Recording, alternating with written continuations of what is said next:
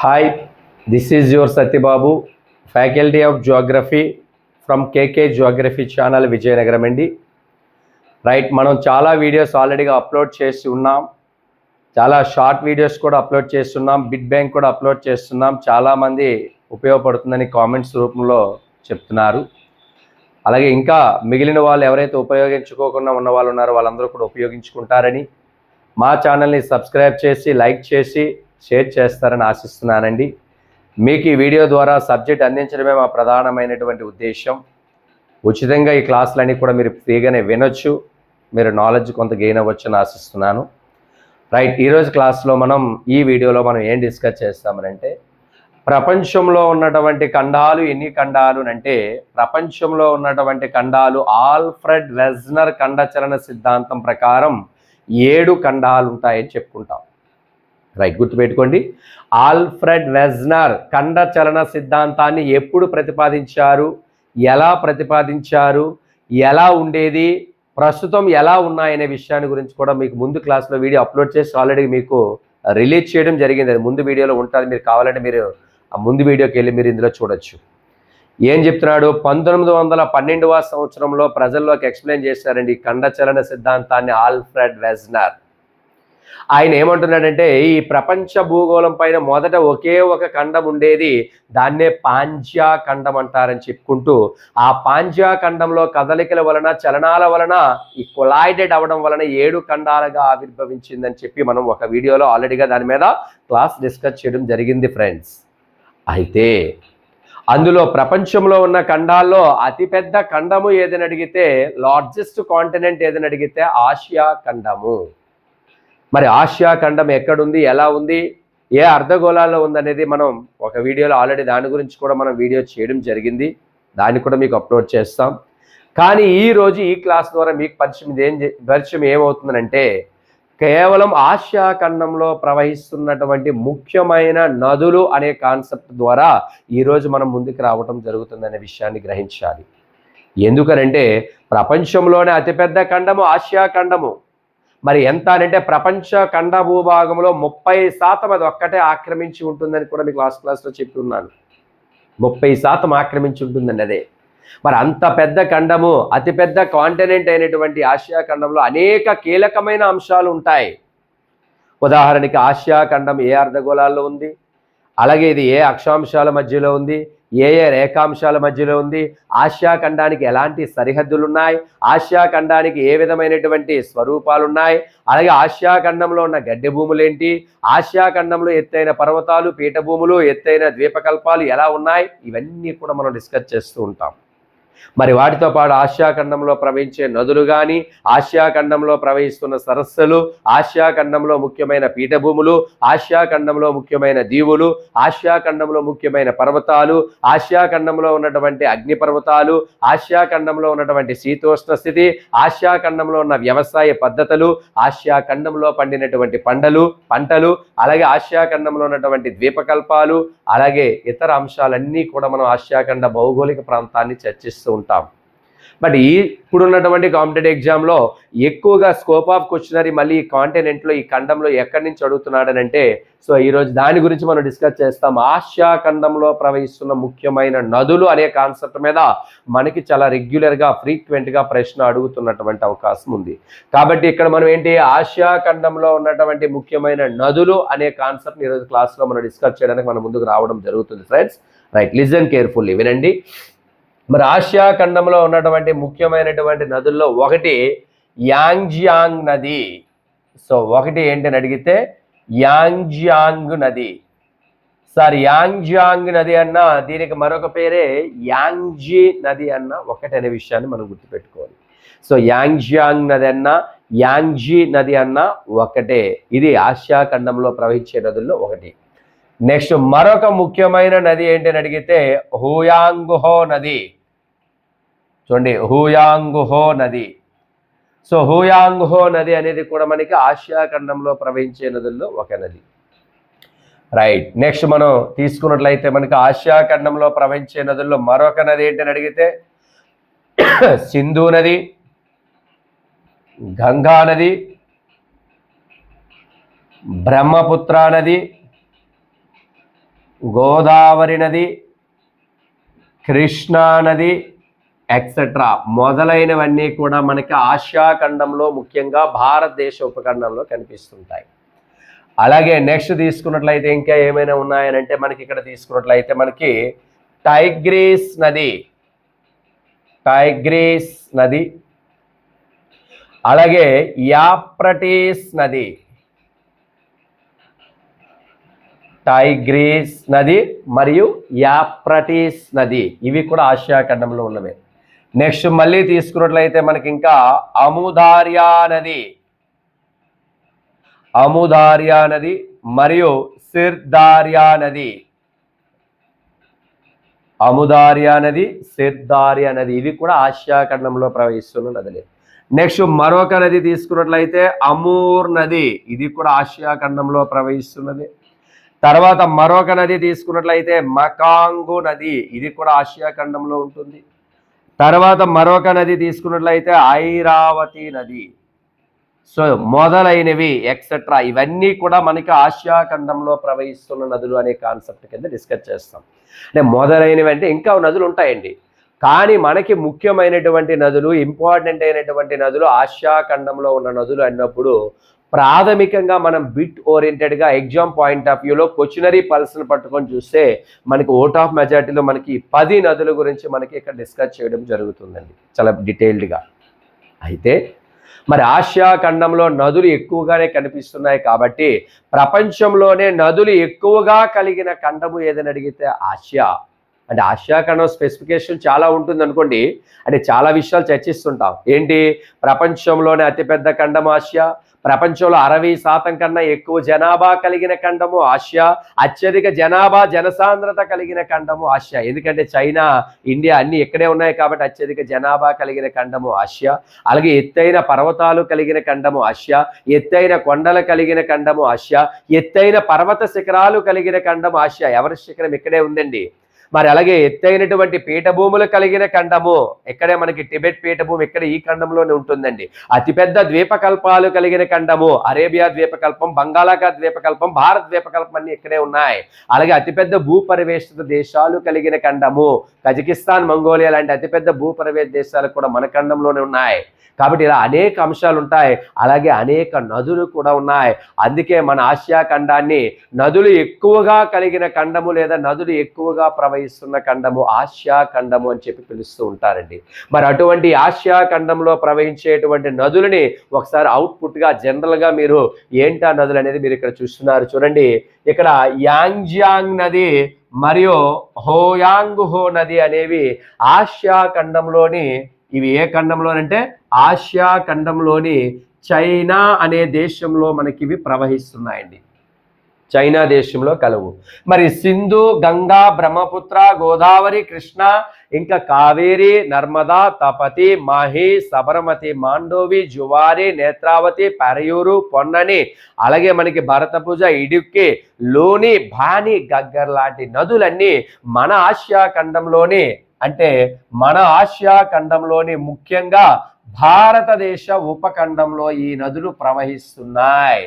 అంటే భారతదేశంలో ప్రవహిస్తున్నాయనంటే ఆసియా ఖండంలో భారతదేశం ఉంటుంది కాబట్టి ఇవి ఆసియా ఖండానికి కూడా వర్తిస్తాయనే విషయాన్ని గుర్తుపెట్టుకోవాలి. మరి టైగ్రీస్ నది అంటే యాప్రటీస్ అనే నదులు, ఈ 2 నదులని తీసుకున్నట్లయితే ఇవి ఇరాన్, ఇరాక్ అనే దేశాల మధ్యలో నుంచి ప్రవహిస్తున్నాయండి. ఇరాన్, ఇరాక్ దేశాల మధ్యలో నుంచి ప్రవహిస్తున్నాయి. అముదార్యా నది అనేది మనకి ఆసియా ఖండంలోని, సో ఇది ఆసియా అనే ఖండంలోని ఉజ్బెకిస్తాన్ అనే దేశంలో ప్రవహిస్తుందండి. సో ఏంటది, అముదార్యా నది అనేది ఆసియా ఖండంలో ఉజ్బెకిస్తాన్ అనే దేశంలో ప్రవహిస్తుంది. మరి సిర్దార్యా అనే నది ఆసియా ఖండంలోని కజకిస్తాన్ అనే దేశంలో ప్రవహిస్తుందండి, కజకిస్తాన్ అనే దేశంలో ప్రవహిస్తుంది. మరి అమూర్ నది అనేది ఎక్కడ అని అడిగితే ఇది ఆసియా ఖండంలోని రష్యా మరియు చైనా దేశాల సరిహద్దుల మీదుగా ప్రవహించుకుంటూ పోతుందండి అమూర్ నది. మరి మెకాంగ్ అనే నది ఎక్కడ అని అడిగితే ఇది కూడా ఆసియా ఖండంలోని వియత్నాం అనే దేశంలో నుంచి ప్రవహిస్తుందండి. ఆగ్నేయాసియా దేశాల యొక్క జీవనదిగా దీన్ని పిలుస్తారు. మరి ఐరావతి నది అనేది ఆసియా ఖండంలోని హిమాలయ పర్వతాల్లోని చైనా దేశంలో జన్మించి చివరికి ఇది మయన్మార్ దేశంలో ప్రయాణిస్తుందండి. ఈ మయన్మార్ దేశానికి ఇది అతిపెద్ద పొడవైన నదిగా పిలుస్తామండి. సో అండి ఇక్కడ అన్నీ కూడా చాలా ఇంపార్టెంటే. మీరు రీసెంట్గా చూస్తున్నారు, మనకి భారత్ పాకిస్తాన్ మధ్య యుద్ధ పరిస్థితి కూడా నెలకొల్పబడి ఉంది. ఎప్పుడెప్పుడు ఆ యుద్ధం అనేటువంటి పరిస్థితి కూడా ఉంది. అంటే యుద్ధం జరగాలని నేను కోరుకోవడం లేదు, కానీ యుద్ధ పరిస్థితి వచ్చేటువంటి వాతావరణం ఉంది భారతదేశంలో. అయితే ఇక్కడ ఏ నదీ జలాలని ఇటీవల భారత్ పాకిస్తాన్ మధ్య ఉన్నటువంటి ఏ నదీ జలాలని భారతదేశం రద్దు చేసిందా అగ్రిమెంట్ అంటే ఇండస్ వాటర్ ట్రీటీ, సింధు జలాల ఒప్పందాన్ని రద్దు చేసిందండి. ఇది ఎప్పుడు జరిగింది ఒప్పందం అంటే 1960 సెప్టెంబర్ 19న, సెప్టెంబర్ 19వ తేదీన సింధు నది జల ఒప్పందం అనేది భారత్ పాకిస్తాన్ మధ్య కుదుర్చుకోవడం జరిగింది. ఇది ఒక జీవనది, ఇది ఒక హిమాలయ నది. ఈ నది పేరు మీదగానే భారతదేశానికి ఇండియా అనే పేరు రావటం జరిగింది. ఇదంతా కూడా మనం చాలా డీటెయిల్డ్గా మాట్లాడాల్సిన పరిస్థితి ఉంది. మరి సింధు జలాల ఒప్పందం భారత్ పాకిస్తాన్ మధ్య ఏ రోజు జరిగిందో చూస్తున్నాం. ఈ సింధు జలాల ఒప్పందాన్ని 2025లో మన భారత ప్రధాని నరేంద్ర మోడీ ఏ విధంగా రద్దు చేస్తున్నారనే విషయాన్ని కూడా కరెంట్ అఫైర్గా మనం డిస్కస్ చేస్తున్నాం. ఇందులో 80% నీరు సింధు నది, దాని ఉపనది జలాలు అనేవి ప్రవహించడం జరుగుతుంది. ఒకవేళ ఈ సింధు నది జలాలని మనం ఒప్పందాన్ని రద్దు చేసినట్లయితే పాకిస్తాన్లో ఉన్నటువంటి వ్యవసాయ పంట భూములన్నిటికీ కూడా నీరు సాగుబాటికి రావడం జరగదు. కాబట్టి అక్కడ ఎడారిగా లేదా ఒక కరువు ప్రాంతంగా మారిపోయేటువంటి అవకాశం కనిపిస్తుందండి. సో ఇదంతా కూడా ఒక కరెంట్ డేటా. అది ఫర్దర్గా నెక్స్ట్ మనం దానికోసం మరొక సందర్భంలో మరొక వీడియోలో దాని గురించి మాట్లాడదాం. అయితే చూడండి, ఇక్కడ ఈ చైనా దేశంలో ఇవి భారతదేశంలో ఉన్నటువంటి నదులు మరియు ఆసియా ఖండానికి కూడా చెందుతున్నాయి. ఈ టైగ్రిస్, యాప్రటిస్ అనే నదులు ఒడ్డునే మనకి ప్రధానమైనటువంటి నాగరికత మెస్పటోమియా నాగరికత, ప్రపంచంలో మొట్టమొదటి నాగరికత కూడా మనకి ఈ నదుల ఒడ్డునే వెలసిల్లిందండి. అలాగే అముదార్య, సిరిదారి అనే నదులని ప్రపంచంలో తొలిసారిగా అనుసంధానం చేసిన నదులు ఈ రెండు నదులు మన ఆసియా ఖండంలోనే ఉన్నాయనే విషయాన్ని గుర్తుపెట్టుకోవాలండి. అలాగే మెకాంగ్ నదిని ఆగ్నేయాసియా దేశాల యొక్క జీవనది అంటారు. మన భారతదేశంలో జీవనదులని గంగా, సింధు, బ్రహ్మపుత్ర ఈ 3 నదుల్ని పిలుస్తారనే విషయాన్ని కూడా మనం తెలుసుకోవాలి ఫ్రెండ్స్. అంటే భారతదేశంలో జీవనదులు లేదా హిమాలయ నదులు అంటే ఏంటి, ద్వీపకల్ప నదులు లేదా వర్షాధార నదులు ఏంటి అనేది సపరేట్గా భారతదేశ నదీ వ్యవస్థ అనే కాన్సెప్ట్ని ఫుల్ వీడియోలో మనం వేరొక దగ్గర డిస్కస్ చేసి ఉంచాం. దాన్ని తర్వాత క్లాస్లో రిలీజ్ చేస్తాం తర్వాత మనం. అయితే ఈరోజు క్లాస్లో ఈ ఆసియా ఖండంలో ఉన్న నదులు మొత్తాన్ని గురించి కూడా ఒక అవుట్పుట్ అనేది మీకు చూపించాను. ఏ నది ఏ ఖండంలో ఏ దేశాల్లో ప్రవహిస్తుందని చెప్తూ ఇక్కడ యాప్రిటిస్ అండ్ టైగ్రిస్ నదుల దగ్గర వెలసిన నాగరికత మెస్పటోమియా నాగరికత మొట్టమొదటిది ప్రపంచంలో ఎక్కడే వెలిసిల్లిందని చెప్తున్నాను. అలాగే అముదార్య, సిరిదార్య నదులని ప్రపంచంలో తొలిసారిగా నదులు అనుసంధానం చేసిన నదులు అని చెప్పి ఈ 2 నదుల్ని పిలుస్తూ ఉన్నాం. అలాగే మనకి మెకాంగ్ నదిని ఆగ్నేయాసియా దేశాల యొక్క జీవనది అని కూడా మనం పిలుస్తున్నాం అని చెప్తున్నాను. అయితే మరి ఒక వీడియోలో ఒక ఆన్లైన్ క్లాస్లో ఒక దగ్గర మనం ఈ నదులన్నీ కూడా డిస్కస్ చేయాలంటే అది అసాధ్యమైన పని. కాబట్టి ఇందులో ఒక నదిని నేను ఈ క్లాస్లో ఈ వీడియోలో నేను చాలా బ్రీఫ్గానే డిస్కస్ చేస్తాను. ఏంటంటే అది ఫస్ట్ యాంగ్జియాంగ్ నది గురించి ఇప్పుడు మనం డిస్కస్ చేద్దాం బ్రీఫ్గా. చూడండి,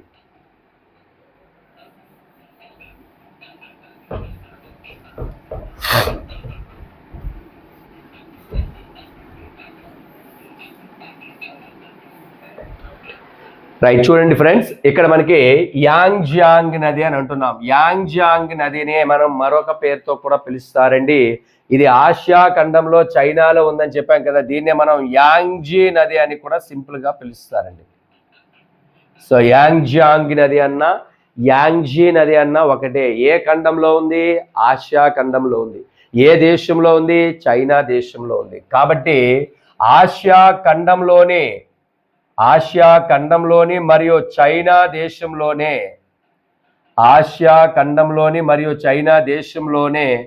అతిపెద్ద పొడవైన నది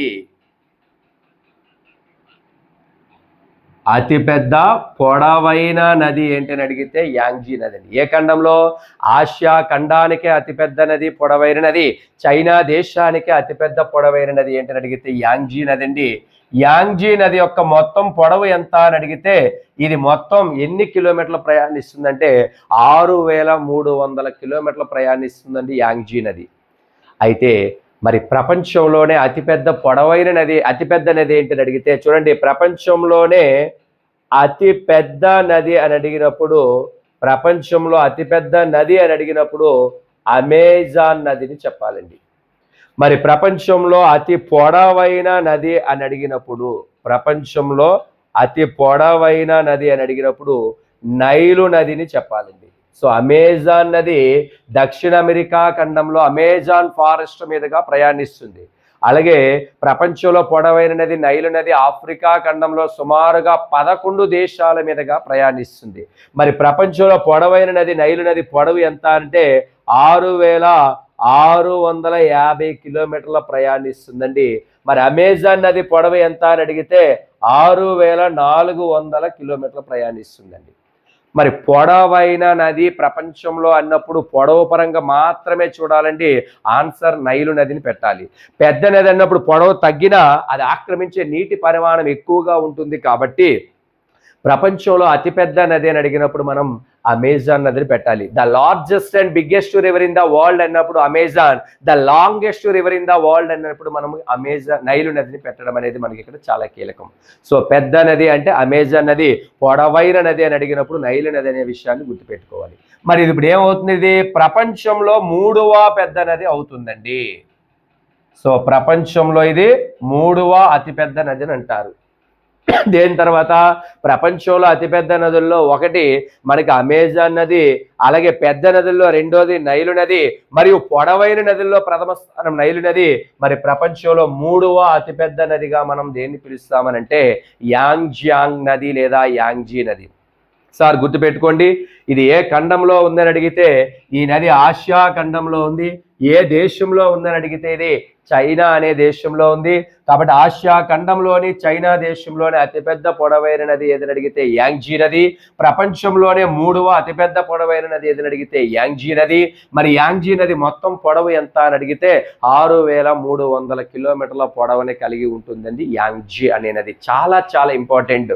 ప్రపంచంలో దానికి ప్రత్యేక స్థానం ఉంది. ఇండియాలో కూడా చైనాలో కూడా మరియు ఆసియా ఖండంలో కూడా దీనికి ప్రత్యేకమైనటువంటి స్థానం ఉంది. మరి యాంగ్జియాంగ్ నది పైన నిర్మించినటువంటి ప్రాజెక్ట్, అతి ముఖ్యమైన ప్రాజెక్టు లేదా ఆనకట్టు ఏంటి అని అడిగితే, అతి ముఖ్యమైన ఆనకట్టు ఏంటి అని అడిగితే దీనిపైన ఉన్న ఆనకట్టు పేరు ఏంటి అని అడిగితే త్రీ గోర్జెస్.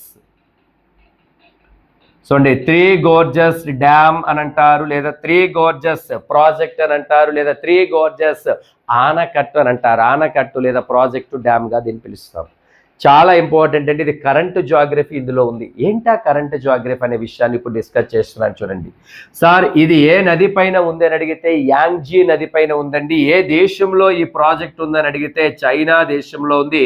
ఏ నది పైన ఉంది అని అడిగితే ఇది యాంగ్జీ అనే నది పైన ఉందండి. ఏంటది? Three Gorges dam. మరి త్రీ గోర్జెస్ డ్యాము చైనా దేశంలోని యాంగ్జీ నది పైన ఉన్నటువంటి డ్యామ్ ప్రాధాన్యత ఏంటంటే ప్రపంచంలోనే అతిపెద్ద ఎత్తైన జల విద్యుత్ ప్రాజెక్ట్ అండి.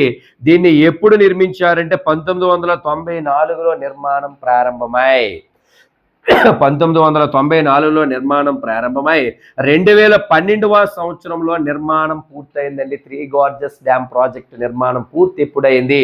త్రీ గోర్జెస్ డ్యామ్ నిర్మాణం ఎప్పుడు ప్రారంభమైంది, ఎప్పుడు పూర్తయింది అనే విషయాన్ని నేర్చుకుంటున్నాం.